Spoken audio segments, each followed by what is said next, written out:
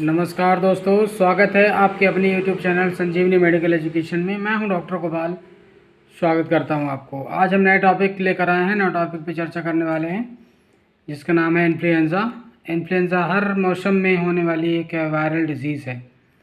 Influenza हर मौसम में, जैसे ही मौसम चेंज होता है उस मौसम में एक प्रकार का वायरस डेवलप होता है जिसे इन्फ्लुएंज़ा वायरस ये बोलते हैं या फ्लू वायरस बोलते हैं। इन्फ्लुएंज़ा वायरस बोलते हैं या फ्लू वायरस बोलते हैं। ये influenza virus type A, type 2 भी, टाइप 1 या टाइप 2 या type A, type B type का होता है। ये एक पैरामेक्सो वायरस ग्रुप का एक वायरस होता है जो वायरस इन्फेक्शन का कारण बनता है। किसी भी प्रकार के वायरस इन्फेक्शन, खासकर मौसमी इफेक्ट के कारण होने वाली इन्फेक्शियस डिसीज़ को कॉज करता है, जिसे हम नॉर्मल भाषा में वायरल इन्फेक्शन बोलते हैं या वायरल फीवर बोलते हैं। तो चलिए शुरू करते हैं। इन्फ्लुएंज़ा वायरस या इन्फ्लुएंज़ा क्या है? इन्फ्लुएंज़ा एक वायरल डिजीज़ है जो इन्फ्लुएंज़ा ए या इन्फ्लुएंज़ा बी टाइप का पैरामेक्सो वायरस होता है, जो एक प्रकार के वायरस से होने वाली एक बीमारी है। इन्फ्लुएंज़ा वायरस ये इम्यूनिटी रिलेटेड डिजीज़ होती है, जिसकी इम्यून सिस्टम कमज़ोर होती है, उसको ये प्रभावित करती है, डेवलप करती है, उसको डिजीज़ तक कॉज करती है, जिसे इन्फ्लुएंज़ा बोलते हैं। इसका इंक्यूबेशन पीरियड, ये इन्फेक्शन होने से 1 या 2 दिन में इसके लक्षण दिखाई देने लग जाते हैं। मतलब इसका इन्फेक्शन अगर हो गया आपको तो 1 से 2 दिन में इसके लक्षण आपके शरीर में, आपकी बॉडी में दिखाई देने लग जाएंगे, जैसे फीवर आना, सर्दी होना, जुकाम होना, ये सारे सिम्टम्स दिखाई लग जाते हैं। चलिए बात करते हैं इस क्लिनिकल सिम्टम्स की, क्या क्या लक्षण दिखाई देंगे, इसमें कौन कौन से सिम्टम्स होंगे जिसके कारण ये आपको कोई प्रॉब्लम दिखाई देती है, क्या क्या लक्षण दिखाई देंगे। तो सबसे पहले सडन ऑनसेट ऑफ फीवर, अचानक से फीवर होने लग जाएगा, सर्दी हो जाएगी, कोल्ड एंड कोराइजर हो जाएगा, सर्दी, जुकाम, खांसी, कफ हो जाएगा, बॉडी एक होगा, शरीर में दर्द होगा, चेस्ट पेन होगा, शरीर में थकावट होगी, भूख नहीं लगी, नौजिया, उल्टी जैसे करने का मन करेगा, उल्टी जी में चलाएगा, इस टाइप के लक्षण। अनप्रोडक्टिव कफ यानी कि सूखी खांसी आती है, इस टाइप के लक्षण अपने को दिखाई देते हैं जैसे इन्फ्लुएंज़ा के केस में।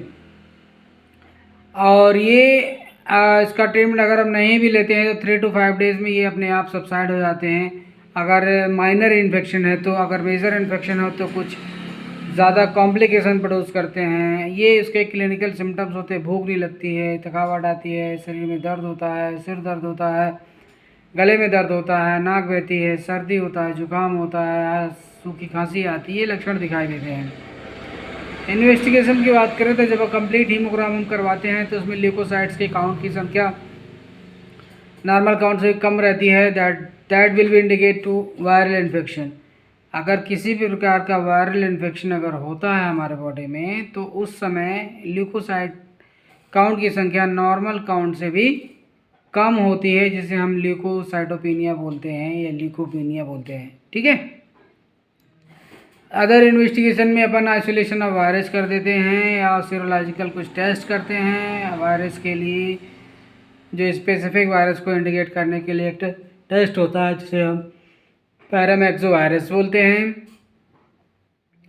कुछ कॉम्प्लिकेशन होते हैं। कॉम्प्लिकेशन मतलब दुष्प्रभाव, अगर इस बीमारी का हम ट्रीटमेंट नहीं करते हैं तो कुछ और सेकेंडरी इन्फेक्शन हो सकता है। तो उसमें सबसे पहला है ब्रोंकाइटिस, यानी कि सांस की होने वाली एक बीमारी है ब्रोंकाइटिस।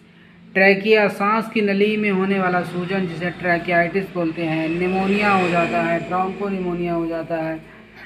वायरल एनसेफेलोपैथी है, जब वायरस का इन्फेक्शन ज़्यादा होता है, ब्रेन में ये इन्फेक्शन चला जाता है, ब्रेन में स्वेलिंग होती है, वहाँ से सूजन काज करता है, जिसे ब्रेन एनसेफेलोपैथी बोलते हैं। और आपका बैक्टीरियल इन्फेक्शन होता है, बैक्टीरियल इन्फेक्शन हो जाता है किसी प्रकार का, चाहे निमोनिया हो या इस टाइप का कोई डिजीज़ डेवलप हो जाती है।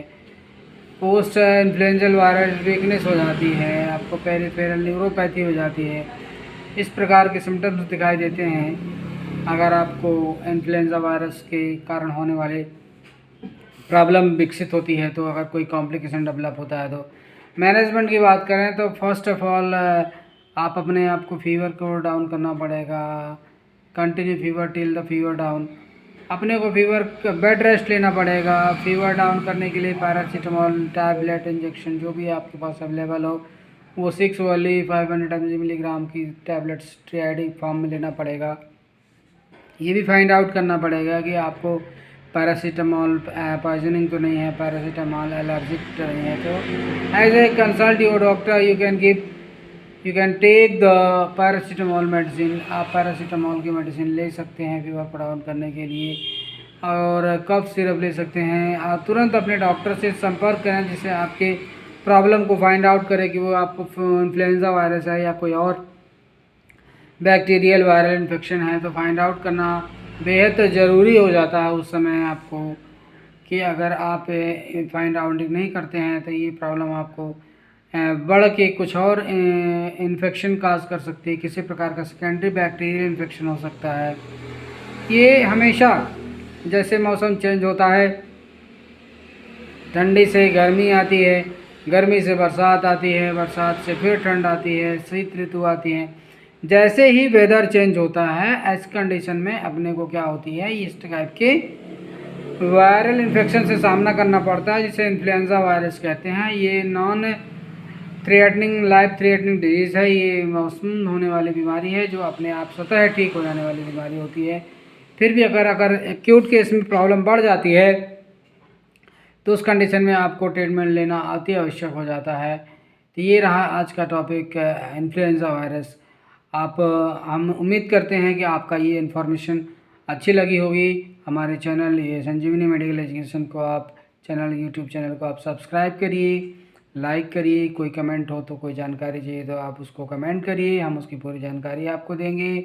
और शेयर ज़रूर करिए जिससे ज़्यादा से ज़्यादा लोगों तक ये जानकारी पहुँचे कि क्यों होता है, कैसे होता है, जिससे ज़्यादा से ज़्यादा लोगों तक हम जानकारी पहुँचा सकें, उसका ट्रीटमेंट कर सकें, उसका सही जानकारी देने में हम सफल हो पाएँ। आशा करता हूँ ये टॉपिक आपको अच्छा लगा होगा। ऐसे ही इन्फॉर्मेटिव वीडियो पाने के लिए आप हमको ऐसे ही सहयोग करते रहिए, चैनल को सब्सक्राइब करते रहिए, शेयर करते रहिए, लाइक करते रहिए और कमेंट भी करते रहिए। तब तक के लिए आप अपना ख्याल रखिए। तब धन्यवाद।